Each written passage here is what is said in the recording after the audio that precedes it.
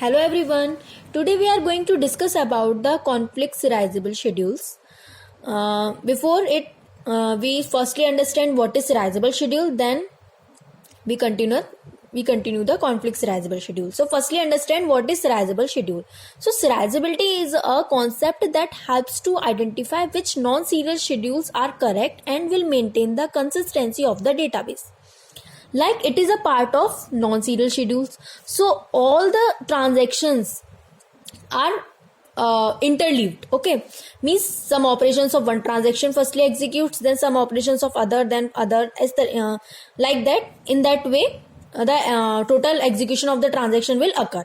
Okay, so serializable schedules are behave just like that of serial schedules, but there is a part of concurrency. So whenever the term concurrency occur, the consistency is a valid factor. Means there have to be consistency must be in the database after performing the transactions on the database. Okay, so serializable schedules maintains the consistency of the database. Maintain करते हैं consistency database की, because अगर हम कोई भी non serial schedule जो transactions अगर non serial transaction अगर हम अप्लाई करते हैं किसी भी डेटाबेस पे, तो वहाँ पे कंसिस्टेंसी का खोना पॉसिबल है. ओके, तो it have to be maintain the consistency. That's why serializable schedules come in the picture.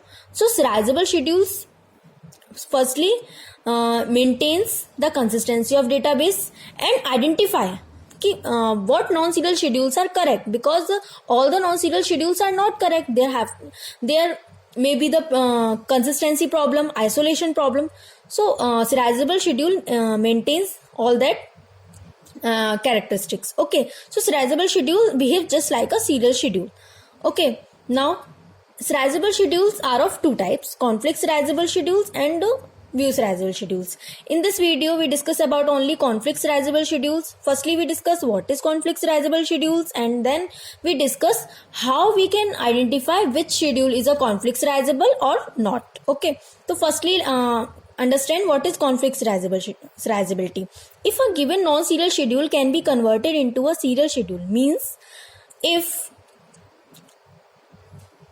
a non-serial schedule means किसी भी non-serial schedule को हम किसी serial schedule में अगर convert कर पा रहे हैं by what process, क्या process करके उनके conflicting non-conflicting operations को उनके conflicting operations को स्वैप करने के बाद, ठीक है, उनके conflicting operations को स्वैप करने के बाद अगर हम उसको serial schedule में convert कर पा रहे हैं, that is called conflict serializability. तो serializability वही होता है. अगर हम किसी एक तो हम यहाँ से serializability schedule का definition क्या निकाल सकते हैं कि अगर हम किसी भी नॉन सीरियल शेड्यूल को हम उसके इक्विवेलेंट सीरियल शेड्यूल में शो कर पा रहे हैं, that is a serializable schedule. So finally ये इसकी डेफिनेशन समझ में आई. अब आते हैं कॉन्फ्लिक्ट serializable. इसमें क्या है कि अगर हम किसी नॉन सीरियल शेड्यूल को सीरियल शेड्यूल में कन्वर्ट कर रहे हैं बाय स्वैपिंग, या स्वैपिंग का मीन्स जो कॉन्फ्लिक्टिंग ऑपरेशंस होते हैं उनको स्वैप करने के बाद, इसको मैं बताऊंगी कॉन्फ्लिक्टिंग ऑपरेशंस कौन से होते हैं. तो कॉन्फ्लिक्टिंग ऑपरेशंस को स्वैप करने के बाद अगर हम किसी भी नॉन सीरियल शेड्यूल को सीरियल शेड्यूल में कन्वर्ट कर पा रहे हैं, दैट इज कॉन्फ्लिक्ट serializable. वो शेड्यूल क्या है? कॉन्फ्लिक्ट serializable है. नाउ अब कॉन्फ्लिक्टिंग ऑपरेशंस क्या होते हैं? लाइक मेरे पास दो ट्रांजेक्शन्स हैं, ठीक है. अब ये बोला है कॉन्फ्लिक्टिंग, हम कोई भी दो ऑपरेशंस को कॉन्फ्लिक्टिंग ऑपरेशंस कब बोलेंगे? ओके, कब बोलेंगे? जब वो दोनों ऑपरेशंस दो ट्रांजैक्शन डिफरेंट ट्रांजैक्शन के हों. ऐसा ना हो कि किसी सेम ट्रांजैक्शन के दो ऑपरेशन है, लाइक एक रीड करा देन राइट करा, इसने एक को रीड करा एक को राइट करा. तो ऐसा ना हो कि वो दोनों एक ही ट्रांजैक्शन के, ऐसा नहीं होना चाहिए. दोनों जो ऑपरेशंस हों वो दोनों कैसे होने चाहिए?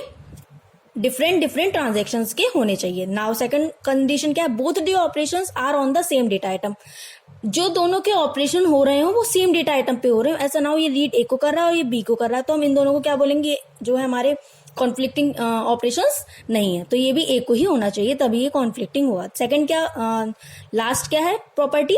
At least one of the two operation is a write operation. तो ये प्रॉपर्टी क्या बोल रही है कि उन दोनों ऑपरेशन में से कोई एक राइट होना चाहिए, या तो पहले वाला राइट हो या दूसरे वाला राइट हो या दोनों राइट हो. तो कंडीशन क्या क्या बनी?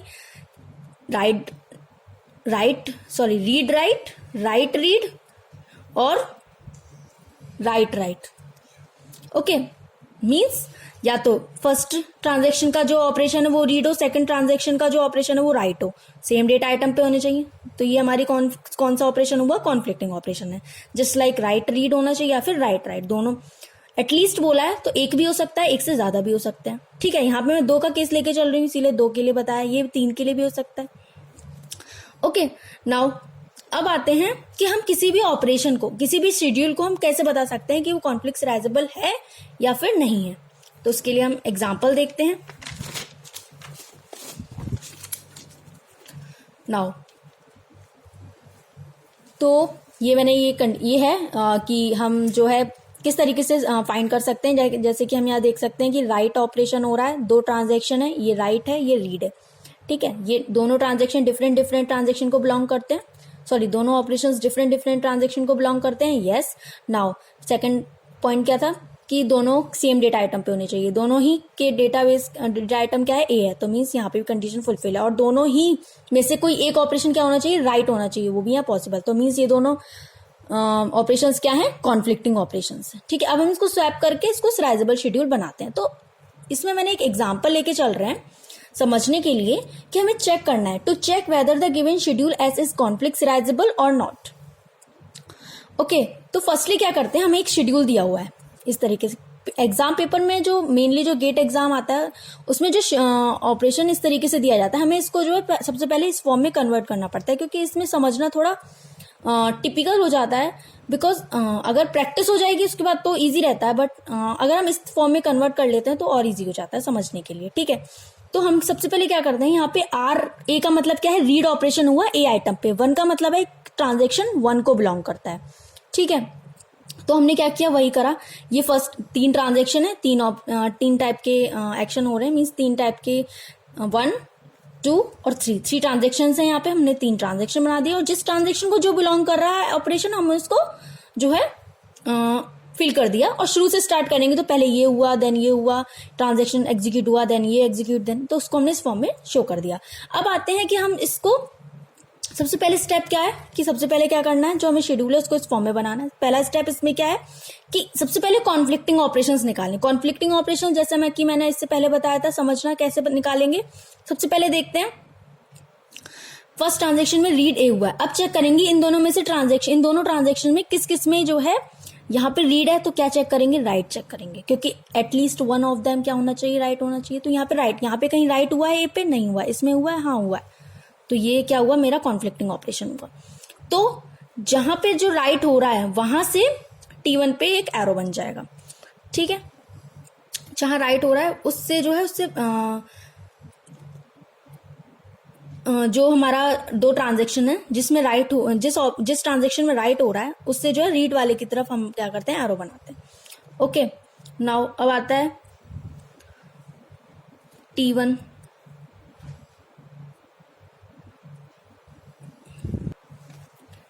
ओके, तो ये हो गया T1 से T2। फिर हमने क्या किया, R1 में R1B हो रहा है, ठीक है, और यहाँ पे क्या हो रहा है, चेक करेंगे WB कहाँ पे हो रहा है। ओके, ये मैंने मिस्टेक कर दिया यहाँ पे। So guys, there is a mistake in this right operation, so it is a W2B, so by mistake I write the WA, so let's start again. So firstly conflicting operations हम निकालेंगे। तो conflicting operations के लिए सबसे पहले T1 transaction पे गए, start करेंगे। इसने पहले क्या किया, रीड करा A को। अब इन दोनों में चेक करेंगे कि हाँ कहीं भी राइट A है, नहीं है, ठीक है। अब सेकंड ऑपरेशन पे आए, क्या यहाँ पे रीड है, तो हम इन दोनों में चेक करेंगे, इसको छोड़ देंगे, इन दोनों में चेक करेंगे कहीं राइट ए है, हाँ है, इसमें है, तो मीन्स ये दोनों ऑपरेशंस क्या हो गए, कॉन्फ्लिक्टिंग हो गए। देन T2 से T1 की तरफ एक क्या होगा, एरो बन जाएगा। ओके, नाउ अगेन हम चेक करेंगे, अब जैसे एग्जीक्यूशन हो रहा है वैसे ही चलेंगे। फिर देन आए RB पे, चेक करेंगे क्या इन दोनों ट्रांजेक्शन में WB है या नहीं है। लाइक ट्रांजेक्शन 2 में WB है, तो हम क्या करेंगे, RB से T1 से T2 की तरफ एक एरो हो जाएगा। ओके, नाउ अगेन R3 और अब हम चेक करेंगे, यहाँ पे आएंगे, चेक करेंगे, यहाँ RB है, अब चेक करेंगे इन दोनों में कहीं भी WB है, इसको हाइड कर लिया, इसमें WB T2 की तरफ है, तो T3 से T2 की तरफ हो जाएगा एक एरो। तो हमें पता चल गई 3 इसमें क्या है, हमारे कॉन्फ्लिक्टिंग ऑपरेशंस है। अब हमें किसी भी शेड्यूल को चेक करने के लिए कि वो कॉन्फ्लिक्ट सीरियलाइजेबल है या नहीं है, उसके लिए हम क्या करते हैं, प्रीसीडेंस ग्राफ बनाते हैं। प्रीसीडेंस ग्राफ कैसे बनाते हैं, अब जैसे हमारे कॉन्फ्लिक्टिंग ऑपरेशंस आए हैं, जैसे हमने एरो बनाए हैं, ये वाले जो एरो हमने बनाए हैं, ये वाले, इनको हम क्या करेंगे, ग्राफ में शो करेंगे। ओके, तो इस तरीके का ग्राफ आएगा कुछ, जैसे कि T1 T2 T3 3 हमने ये क्या करे, वो बना दिए।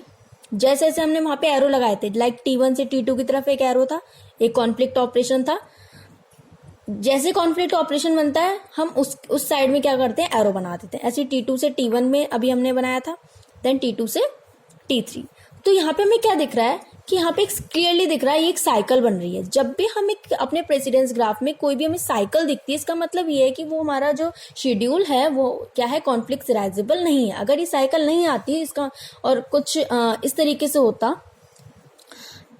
होता कुछ, तो ये क्या होता हमारा कॉन्फ्लिक्ट सीरियलाइजेबल शेड्यूल। बट ऐसा नहीं है, यहाँ पे एक साइकिल दिख रही है, तो ये हमारा कॉन्फ्लिक्ट सीरियलाइजेबल शेड्यूल नहीं है। सो this is the conflict serializable schedule, and in the next video we discuss about view serializability. So if you like the video, please subscribe to my channel and like the video, share it. Thank you.